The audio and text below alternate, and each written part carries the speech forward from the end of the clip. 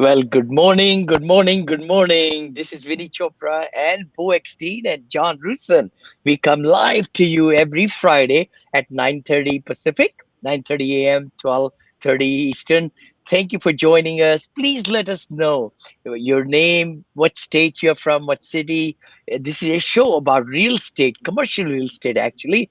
Multifamily, syndication, loans. Brother Bo is a great, great loan broker, so we do this show to answer your questions. And if you like the show, please let us know through comments, and also share with us, if you would like us to bring some guests on this show and so on. If you are a guest, go ahead and reach out to us. And that's Vinny at vinnychopra.com or boeckstein.com. Today we're going to talk about multifamily. We are purchasing 109 units over there in Knoxville, Tennessee, and we want to take you through the due diligence process today. It's a series of different modules we are putting together, right, Bo? Yeah. Yeah, it's going to be really good for people looking to see what the process looks like when you're acquiring larger multifamily assets. And I think this is, critical even for myself. I'm on the loan side, so I'm not on the acquisition side. So I'm going to learn a lot of steps, how to outsource your inspections, you're doing lease audits, all this stuff that I think some people that haven't bought larger properties is going to be very useful for you. And you're going to see the whole process. We have one episode up already. And then what we're going to do is patch these all together when they're done. But you should be watching this every week as we go through this process. And you're about 45 days out from closing now, I believe. Yeah, right about there, Bo. And the good part is that we did choose the management company that we went through several interviews. We found the great partners, and they were able to graciously do the physical due diligence as well as the lease audit, which is the financial due diligence. Those are the two main due diligences we have to do when we are buying millions of dollars of assets. John, our partner, is going to share. John, please go ahead. Yeah, share with us. And John lives right there in Knoxville, so that was amazing that he was had the boots on the ground. He was able to help the team and everything. So we're going to share with you what this property looks like from the drone footage. Is that right, John? First, Yeah, that's and awesome. So yeah, we can start. So as everybody can see, the property is right here and it goes across the road. And so what this is really showing is this is all downtown. And then this specific road right here, you can't see because of the heavy trees. The city actually has spent over $1 billion, or is actively spending and will spend over $1 billion to make it more of an extension of downtown with breweries, common roadways, walkways, parks. And then on this road, in the past 2-3 years, there have been a lot of Class A developments that the rents are, $2,000 plus per month, which is a lot for this area. And they filled up in 4 months of opening, 2 to 300 unit complexes, very A Mhm. class, and breweries along here. So this is a very sought after area. But this is the community, and the purpose of this shot is to show how close downtown is. It's all right here. And so, anywhere downtown, very, very expensive. So a lot of people are moving, to South Knoxville because it's the emerging area of Knoxville, and it's, more affordable than living downtown. The Mhm. first thing we can kind of show is what the property management company did is a complete lease audit. So this is really cool. You get rent rolls, you get T12s, but it's not the actual numbers. I mean, they could fabricate, they can say whatever they want. They matched every single name, number, how long they've been there, jobs, where they work, how much rent, deposits, note, everything along these lines. And then it's broken down this table here to show. And so, they did this part of the due diligence. And what they had said is, hey, look, we want to be a part of this if we're going to manage the property. And so that's a sign of a good property management company, because, you don't want a company that doesn't want to be involved and doesn't want to know what's going on.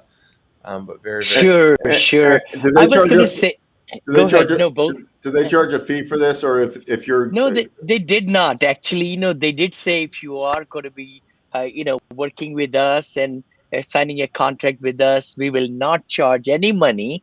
A lot of property management companies will do that. The other way, if we don't go with them, then it was about $6,000, something like that. $5 to $6,000. But they were very kind. They were five people there. Regional manager was there. Everything. One even contractor came all the way from Atlanta to Knoxville. There, right there. One So thing I wanted to mention was the detail of this lease audit is so important because that tells us the demographical background. Who's living in the apartment complex. Are the leases good leases? All this information is not coming from the rent roll, it's coming from the actual leases. They could be digital, they could be physical leases nowadays, but that's what you need in an Excel worksheet so that you're totally aware what's going on, right? That's the financial. Go ahead, Bo. Yeah, yeah, so what was one thing that they caught that you weren't aware of that was kind of good that they caught now rather than later? John. Yeah, So you one want thing to. I was actually surprised. So one thing I was kind of worried about was students. So they had the previous owner had kind of positioned this property as young professionals, and if you look at the website, it's all I would say kids in their 20s, early 30s. So I was kind of worried that it was going to be heavily student housing, and actually, right around the Mhm, hill, it's student housing, A-class student housing, very very nice. But what we found out through this lease audit, there was actually only one undergrad student and one graduate student, so two. mm, So I was, very impressed, and we were right on par.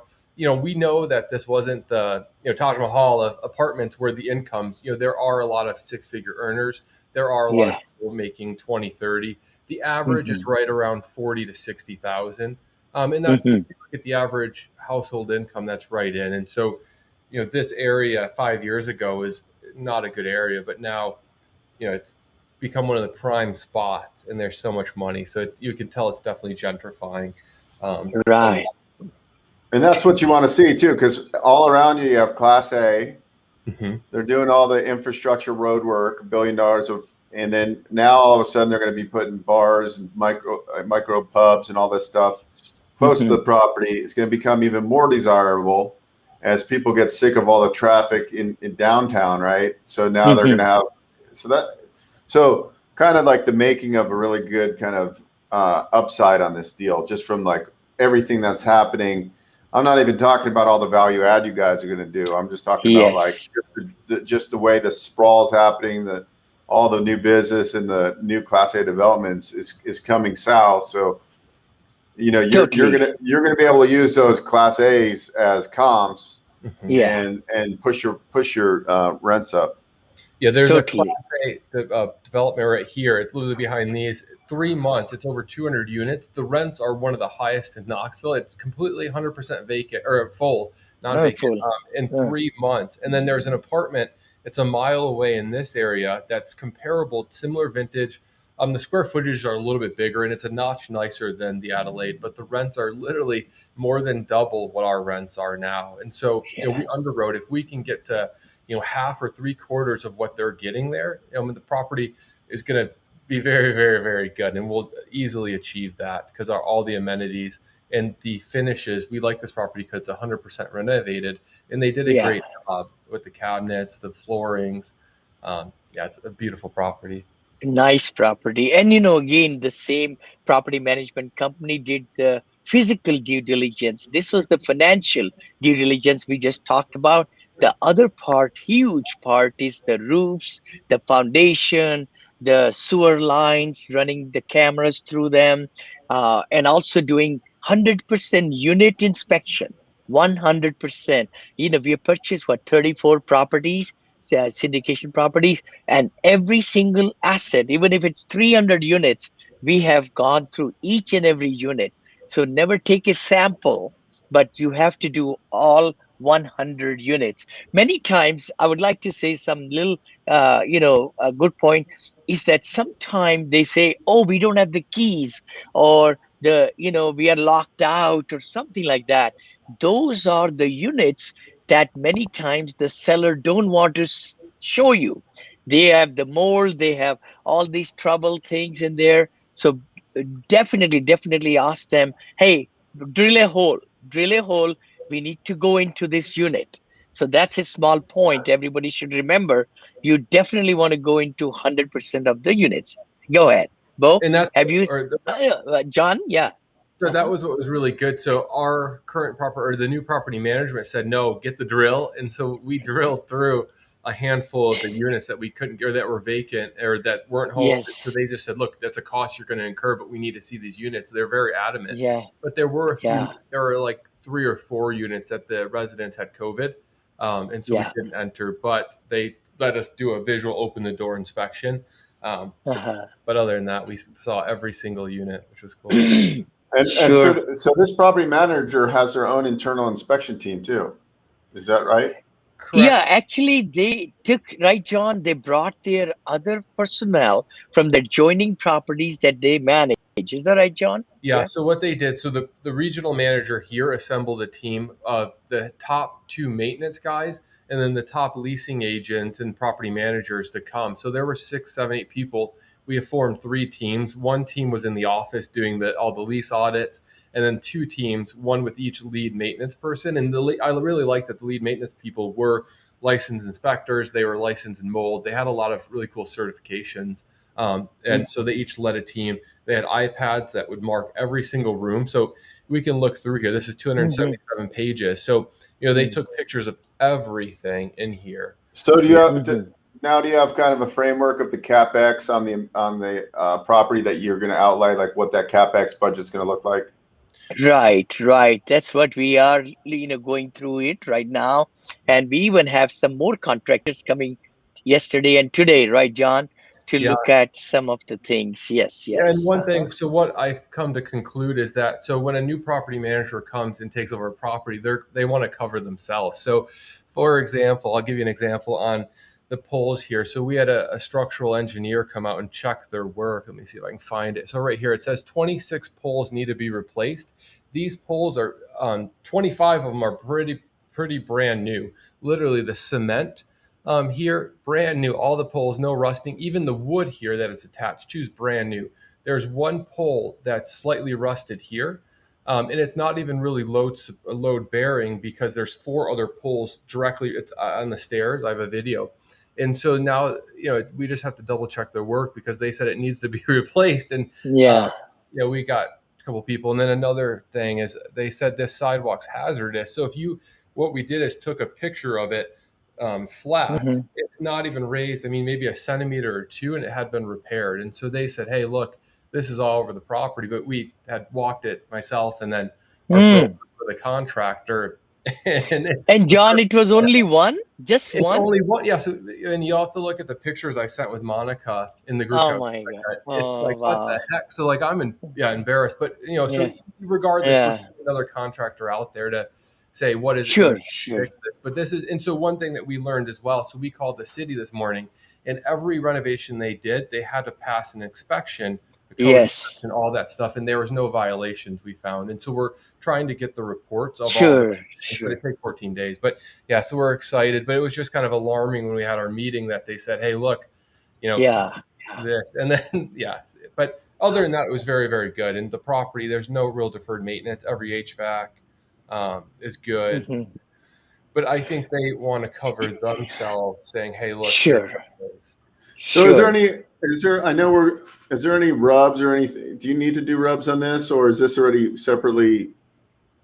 Rubs for the audience, who is watching us later on, right now also, rubs are ratio utilities bill back system. And what is it is that the owner, us, will be paying for water, which is master water coming in. Then it goes to each and every apartment. We don't have individual meters. Then we have trash. Then, we have pest control. And then we have gas also sometimes, with the dryers and all. But rubs is how much we're going to charge back the residents.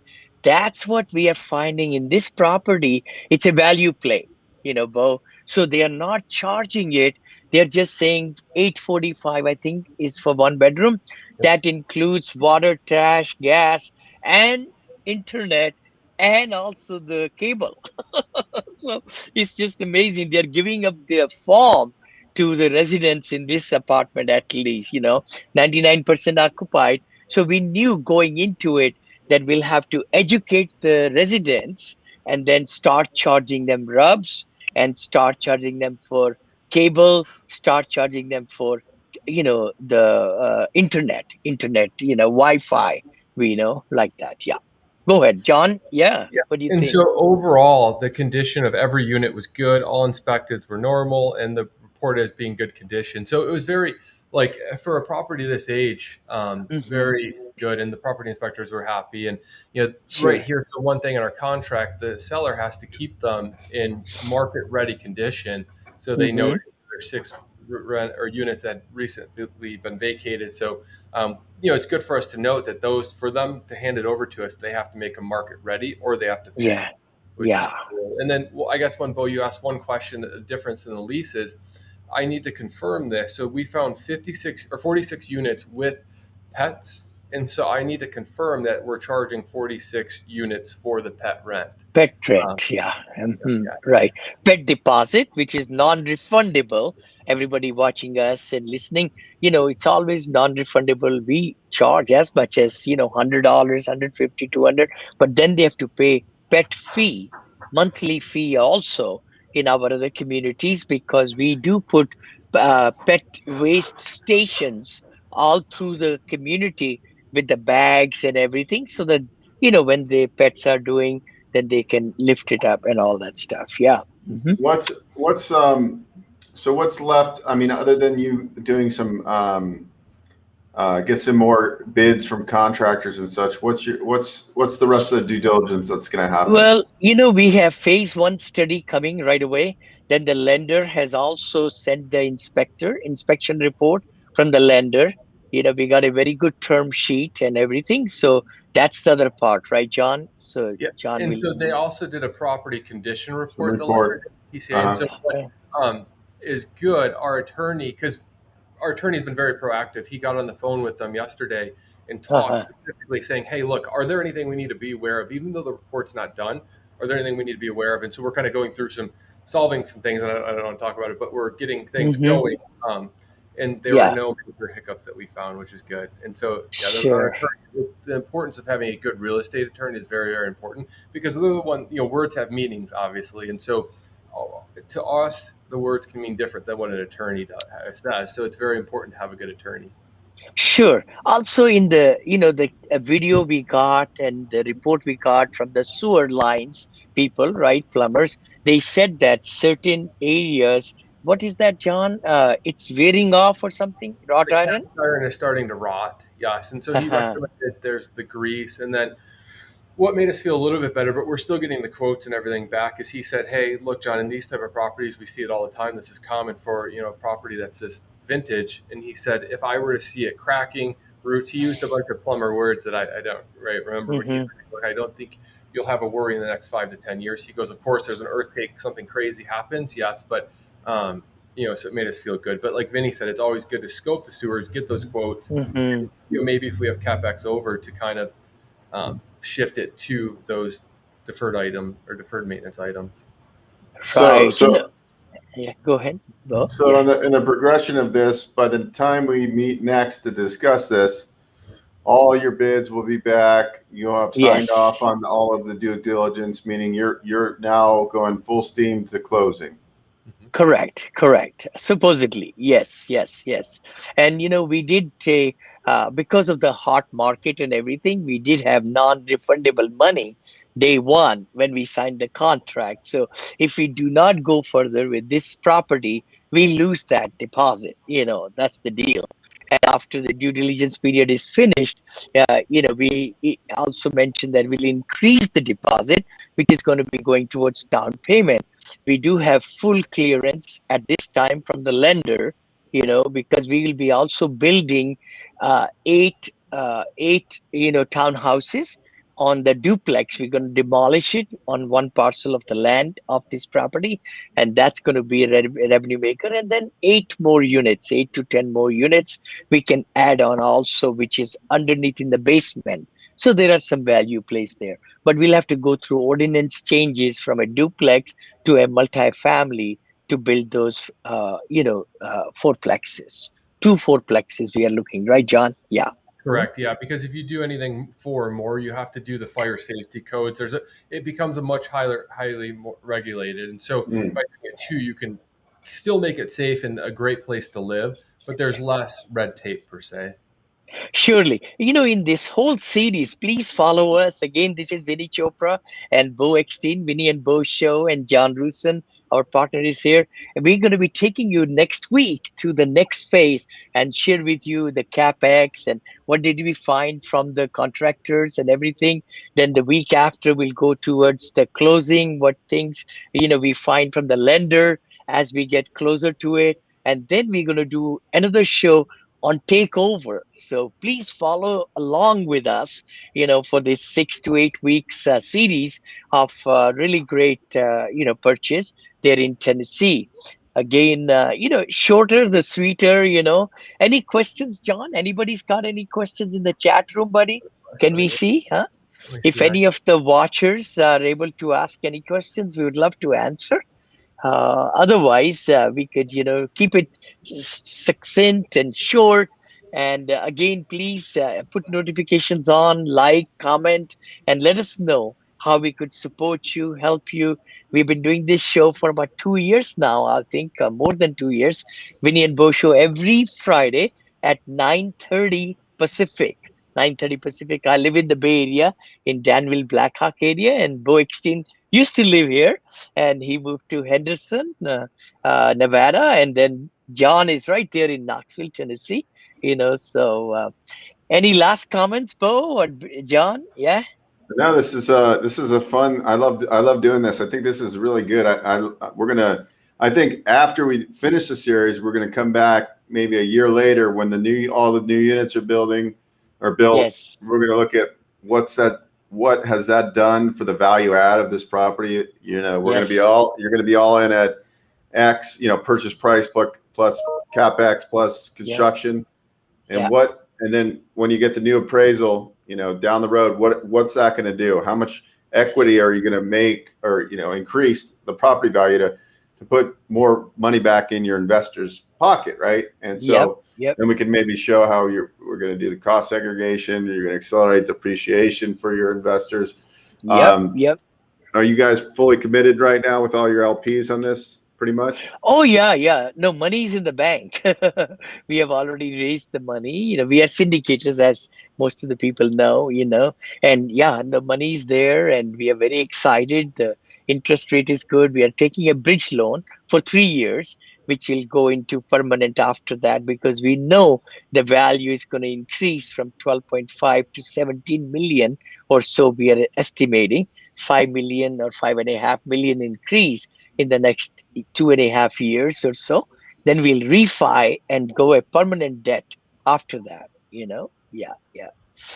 All Very right. No, thank you so much. We have quite a few people joining us. Thank you so much for spending this morning with us. And please join us again next Friday. Look forward to it.